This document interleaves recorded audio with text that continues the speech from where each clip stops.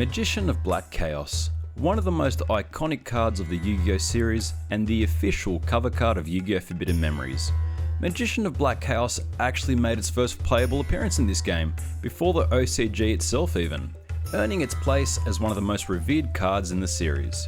I was in the process of writing up the trivia for this card for our upcoming video when it dawned on me that this masterpiece should be its own video. If I were to summarize my thoughts and feelings into a few words about this card, it would be a freaking money grab. Spicy opinion from the get-go, so let the ranting begin. Let's all take a trip back in time to July 8th, 1999. Woo! After the success of Duel Monsters 1 for the Game Boy, Konami knuckled down and brought out the next entry into the series, Duel Monsters 2 Dark Duel Stories, or DM2 DDS for short. It was the first Yu-Gi-Oh game released on the Game Boy Color. It featured a roster of 720 cards and followed the same playstyle and mechanics to Forbidden Memories, with the exception of deck cost of course.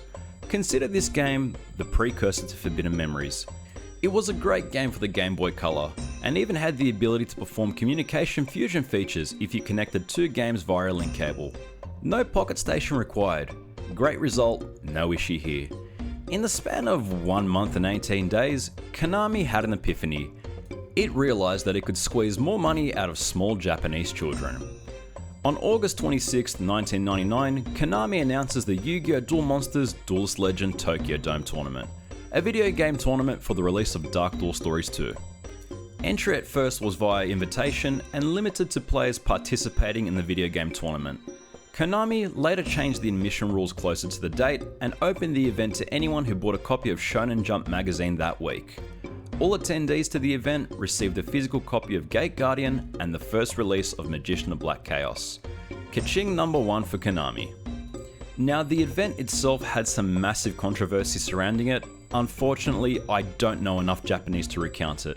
But to cut a long story short, aside from the fantastic prize cards, this event held the first release of Premium Pack 1, and opening the floodgates to everyone with a copy of Shonen Jump ballooned an initial event of 10,000 people up to a 65,000 person stampede, which basically descended into chaos to the point where the Riot Squad had to be called in for crowd control.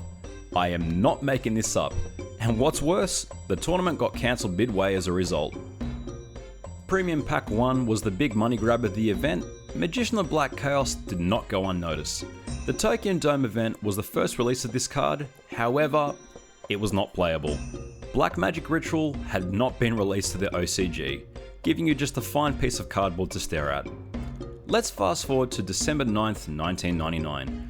Yu-Gi-Oh! Forbidden Memories, or True Duel Monsters Sealed Memories, releases in Japan. The game is the successor to Dark Duel Stories on the new PlayStation hardware and maintained the same 720 card roster, with the addition of 2 new cards, those being Magician of Black Chaos and Black Magic Ritual. And the plot thickens! Plastered all over the front cover and manual of the game was Magician of Black Chaos. Kaching number 2, because guess what? Both those cards were not obtainable in-game without a pocket station. Bait Kai right there. Being the first opportunity to use Magician of Black Chaos, you cave in and buy yourself a pocket station. Kaching number 3. What's that? You need 2 pocket stations in order to do communication fusions? Well, unless you had friends, which many of you didn't, that's kaching number 4 paisanos. Go buy yourself a second one. As a consolation, they did let you obtain a bunch of broken cards via infrared, so hooray for that. But hold on, where's Magician of Black Chaos? Well, it's there, just hidden behind a secret menu requiring a password, and also a lottery code to get your single copy of Black Magic Ritual. How would you have known this? Well, fast forward 2 months later to December 14th, 1999, and the strategy guide for Yu-Gi-Oh! Forbidden Memories releases. Kaching number friggin' 5. And that's not just for video game players either. If you played the OCG and didn't care about Forbidden Memories, guess what? Bundled in with the strategy guide was the first release of Black Magic Ritual, the card needed to make Magician of Black Chaos playable in the OCG. Somewhere during that time, Konami also released a limited edition of Yu-Gi-Oh! Forbidden Memories, bundled in with an exclusive black pocket station. Pocket stations themselves had a very limited supply by Sony, so if you missed out on owning one, this was your chance to get it. even if you already had a copy of Forbidden Memories. Ka-ching, number 6 for that. Let's move back to the card game. Did you not attend the Tokyo Dome event? Don't fret, Konami's got you. Ka-ching, number 7, they released both Magician of Black Chaos and Black Magic Ritual in Premium Pack 3.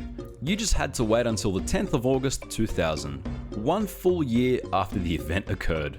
But hey, you have finally gotten your hands on Magician of Black Chaos, the cover card of Yu-Gi-Oh! Forbidden Memories. Or so you thought.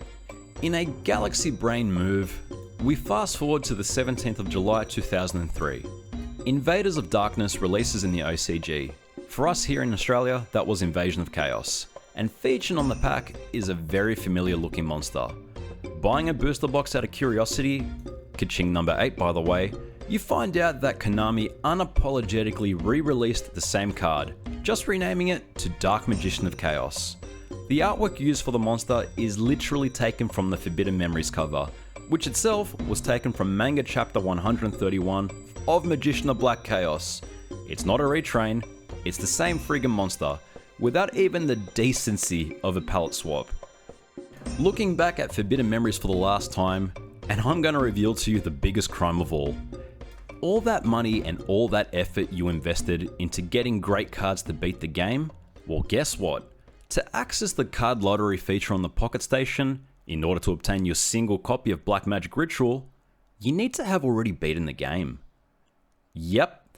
The whole freaking reason of going through this process was to make your campaign easier. Having overcome your biggest challenge already, you are rewarded with a card that is weaker than the final 4 opponents. Congratulations for being stronger than Sebek and Neku. Oh, if we add up all the ka-chings thus far, that would bring us to 10,712 yen. Konami can go suck a fat one.